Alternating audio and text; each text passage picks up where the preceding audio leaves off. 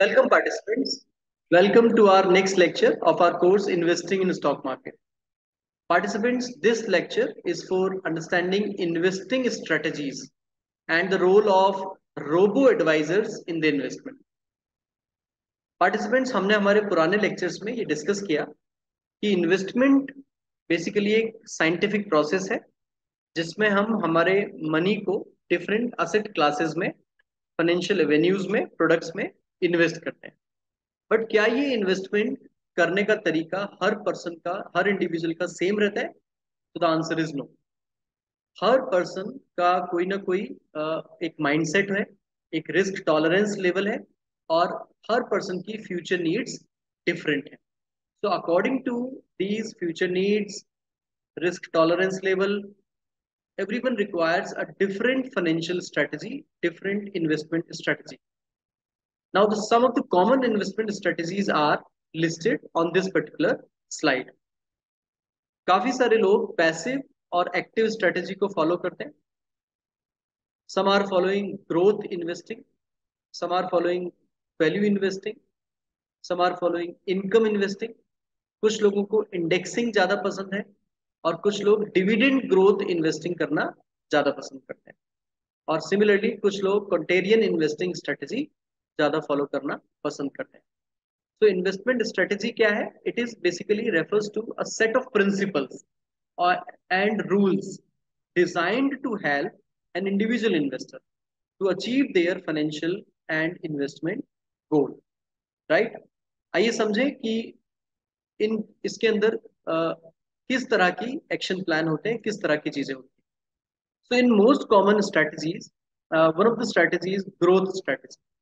तो जो भी कोई इन्वेस्टर ग्रोथ स्ट्रेटजी फॉलो करता है इन्वेस्टमेंट के दौरान, तो डेफिनेटली वो ऐसी कंपनियों को सेलेक्ट करेगा जिनका परफॉर्मेंस एवरेज से ज्यादा है।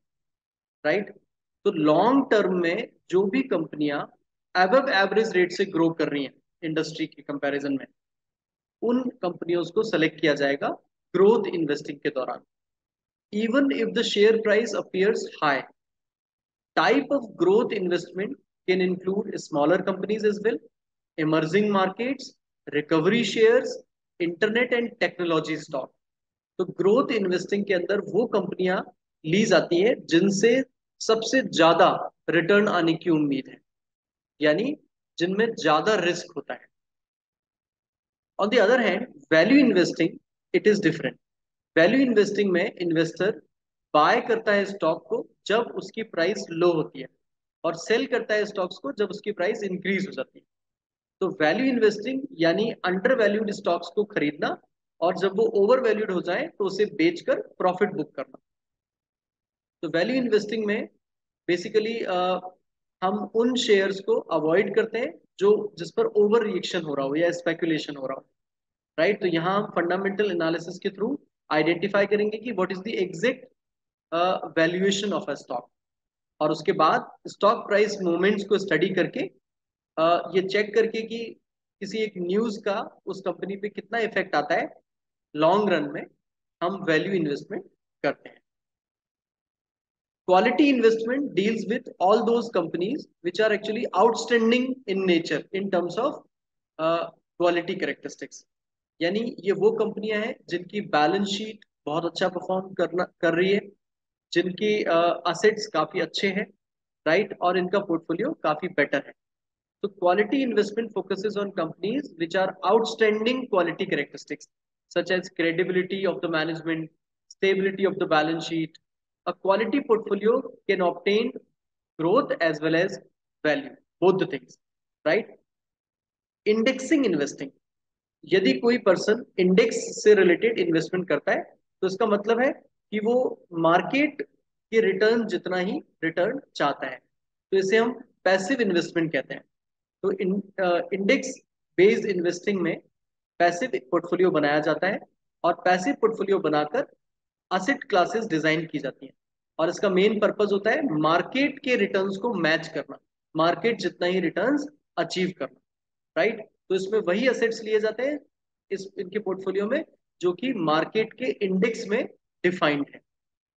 अगला इन्वेस्टमेंट स्ट्रेटेजी है buy and hold strategy. Buy and hold is a very common strategy जिसमें कि हम सिक्योरिटीज को परचेज करते हैं जब जब मार्केट में करेक्शन आता है, और उन्हें लंबे टाइम के लिए होल्ड करते हैं, और कई सालों तक होल्ड करके हम उनसे अच्छा रिटर्न अचीव करते हैं। ये सारी ही इन्वेस्टमेंट स्ट्रेटेजी लाइफ के हर फेज के लिए, हर साइकिल के लिए यूजफुल नहीं है। ये चार्ट हमें एक आइडिया देता है कि कौन सा स्ट्रेटेजी लाइफ की किस साइकिल के लिए यूजफुल है। अर्ली साइकिल में हम लिवरेज स्ट्रेटेजी फॉलो करते हैं, ऐसी कंपनीज को अपने पोर्टफोलियो में इंक्लूड करते हैं जहां लिवरेज ज्यादा मिले, जिसके बायर इजीली मिले, जिसको तुरंत सेल किया जा सके। लेकिन मिड साइकिल में हमारा फोकस वैल्यूएशन बेस्ड होता है, यानी हम ऐसी कंपनियों को सेलेक्ट करते हैं जिनकी वैल्यूएशन इंक्रीज होगी फ्यूचर में जाने पर, राइट, जिनके असेट्स के इंक्रीज होने की संभावना ज्यादा है, राइट, मार्केट में जिनकी पकड़ ज्यादा है। मिडिल एज से डाउन साइकिल स्टेज की तरफ हम मोमेंटम बेस्ड कंपनीज को सेलेक्ट करना पसंद करते हैं। और अगर लेट साइकिल से डाउन साइकिल की को हम टारगेट करें, तो डिविडेंड फोकस्ड कंपनीज को हम टारगेट कर सकते हैं। इसी तरह हम स्मॉल कैप कंपनीज और मेगा कैप कंपनीज में भी इन्वेस्ट कर सकते हैं। और अगर हम अपॉर्चुनिस्टिक हैं तो उसके लिए कोई लाइफ साइकिल की जरूरत नहीं है। जैसे ही हमें अच्छी अपॉर्चुनिटी मिले, जैसे ही कोई स्टॉक जो कि अच्छा है फाइनेंशियली, अगर उसकी प्राइस डाउन होती है मार्केट में, तो हम उसे तुरंत खरीद लेते हैं। Okay, so in all are major investment styles are value investment style, momentum based investment style, growth based investment style, quality driven, size driven, top to down driven and bottom up driven.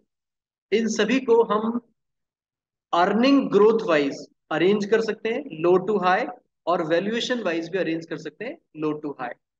यानी अगर value investment style हम opt करते हैं तो emphasis क्या होगा हमारा? The emphasis is on shares of companies that are under value.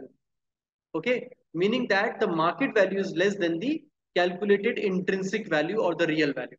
लेकिन अगर मोमेंटम वाली कंपनीज हम सेलेक्ट करते हैं तो इसका क्या मतलब है? It looks for positive market trends, right, and aims to increase exposure to the shares of companies benefiting as a result of such trend. Similarly, अगर हम साइज ड्रिवन इन्वेस्टमेंट कर रहे हैं तो हमें large cap, mid cap, small cap पर focus करना पड़ेगा। मार्केट में कंपनीज को कैपिटलाइजेशन के बेसिस पे कैटेगराइज किया हुआ है, तो हम चेक कर सकते हैं कि कौन सी कंपनी स्मॉल कैप में है, कौन सी कंपनी मिड कैप में है, कौन सी कंपनी लार्ज कैप में है। ओके, इसी तरह टॉप डाउन अप्रोच को फॉलो किया जा सकता है on the basis of some factors, and bottom up approach को भी फॉलो किया जा सकता है on the basis of some factors. Now comes robo advisors. Participants, इन दिनों हम टेक्नोलॉजी से घिरे हुए हैं और हम हमारे सारे काम टेक्नोलॉजी ड्रिवन करते हैं। इवन घर पे अगर कोई मिठाई मंगाना है तो हम जोमेटो यूज करते हैं, अगर हमें कैब यूज करना है तो हम ओला उबर यूज करते हैं। सिमिलरली अगर हमें कोई सामान खरीदना है तो अमेजोन, फ्लिपकार्ट जैसी वेबसाइट्स को हम यूज करते हैं। इसी तरह फाइनेंशियल मार्केट में भी आजकल AI driven, artificial intelligence driven robo advisors available है। रोबो एडवाइजर्स क्या है? These are digital platforms that provides automated algorithm driven financial planning and investment services with little to no human supervision.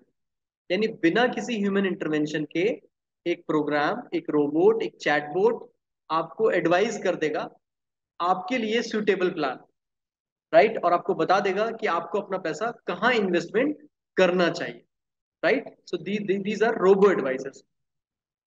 तो robo advisors आपसे survey करेगा, पहले आपकी profiling करेगा, आपसे क्वेश्चंस पूछेगा आपकी फाइनेंशियल सिचुएशंस के बारे में और आपके फ्यूचर गोल्स के बारे में, और उसके बाद वो आपको एक हाईटेक प्रोग्राम से कैलकुलेशंस करके देगा कि आपको इतना पैसा सेव करना चाहिए और यहां पर इन्वेस्टमेंट करना चाहिए to achieve a particular X Y Z goal. These are some famous robo advisors of our market, जिनके थ्रू हम रोबो एडवाइजरी ले सकते हैं, टेक्नोलॉजी ड्रिवन एडवाइजरी ले सकते हैं। Now what are the benefits of robo advisory? Participants, जरूरी नहीं है कि ह्यूमन बेस्ड एडवाइजर या ह्यूमन एडवाइजर हमें एक अनबायस्ड प्लानिंग करके दे। कई बार उनके टारगेट्स होते हैं तो वो हमें वही प्रोडक्ट सजेस्ट करते हैं जिसका उन पर ज्यादा टारगेट है या जिसका उनको ज्यादा कमीशन मिलता है। But robo advisors are free from these biases. तो बेस्ट रोबो एडवाइजर्स हमें इजी अकाउंट सेटअप करने की फैसिलिटी देते हैं, रोबस्ट गोल प्लानिंग करने की फैसिलिटी देते हैं, और इसके थ्रू हम पोर्टफोलियो मैनेज कर सकते हैं, इसके थ्रू हम डिफरेंट सिक्योरिटीज के फीचर्स को कंपेयर कर सकते हैं, साथ ही साथ हमारी फाइनेंशियल नॉलेज को भी ये अपग्रेड करने का काम करते हैं, और बहुत ही लो फीस में ये सारी फैसिलिटीज प्रोवाइड करते हैं। तो robo advisors are very much efficient as compare to a human being. Okay. जब रोबो एडवाइजर यूज नहीं होते थे तब हमें अपॉइंटमेंट लेना पड़ता था फाइनेंशियल एडवाइजर से, और उनके पास जाकर हमें हमारे प्लान्स बताने पड़ते थे, और फिर वो हमें एक्शन प्लान सजेस्ट करते थे, प्रिस्क्राइब करते थे। बट अब ये सब हम घर बैठ कर ही कर सकते हैं, with few buttons, click of buttons, right, with your comforts. So robo advisors are online facilities, online network of technology, AI driven software systems, right, robotic automation, process based systems, जिसके थ्रू हम हमारी financial planning कर सकते हैं, tax planning कर सकते हैं, investment planning कर सकते हैं, फाइनेंशियल प्रोडक्ट्स को कंपेयर कर सकते हैं, और साथ ही साथ उन्हें खरीद भी सकते हैं। This industry is growing rapidly, right. एक डेटा ऐसा कह रहा है कि 1.64 डॉलर ट्रिलियन का 2022 में असेट मैनेज किया रोबो एडवाइजर्स ने, जो कि एक्सपेक्टेड है 3.19 ट्रिलियन हो जाएगा वर्ल्ड वाइड 2027 तक। जो ये बताता है कि आने वाले टाइम में रोबो एडवाइजर्स मार्केट में इंपॉर्टेंट रोल प्ले करने वाले हैं। And all these robo advisors are part of fintech companies, right, financial technologies को हम कहते हैं। तो आप अपने आसपास जो भी फिनटेक कंपनीज देख रहे हैं, फिनटेक बैंक्स देख रहे हैं, वहां आपको इस तरह की फैसिलिटी मिल सकती है। So let's summarise this session. Participants, हमने जाना कि डिफरेंट इन्वेस्टमेंट स्ट्रेटजीज क्या है, और हर एक इन्वेस्टमेंट स्ट्रेटजी के अकॉर्डिंग किस तरह की कंपनीज में पैसा लगाया जाता है। तो according to the goal, according to the purpose, we can select value driven companies, growth driven companies, momentum driven companies, and market capitalization based companies. उसके अलावा हमने रोबो एडवाइजर्स के बारे में जाना, जो कि ऑनलाइन टेक्नोलॉजी ड्रिवन एडवाइजर्स हैं, राइट।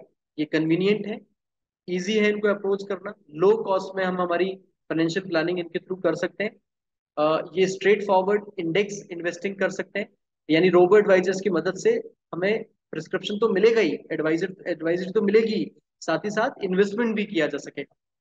ओके। अगर हम बात करें इसकी लिमिटेशंस की, तो यहाँ ह्यूमन इंटरेक्शन नहीं है, this is one limitation. Number two, there is a limitation of investment opportunities. Robo advisor में जितनी प्रोग्रामिंग की हुई होगी वो उतना ही बताएगा, राइट। तो हो सकता है आने वाले टाइम में और भी एडवांस रोबोट्स अवेलेबल हो, जिनके थ्रू हम इंटरनेशनल और डोमेस्टिक दोनों ही मार्केट में इन्वेस्ट कर पाए। इसके अलावा uneven technology standards, yes of course, हर जगह अलग अलग तरह की टेक्नोलॉजी है, सॉफ्टवेयर है, तो उसके अकॉर्डिंग डिफरेंट तरह का एक्सपोजर हमें मिल सकता है एक पर्टिकुलर वेबसाइट से। Thank you.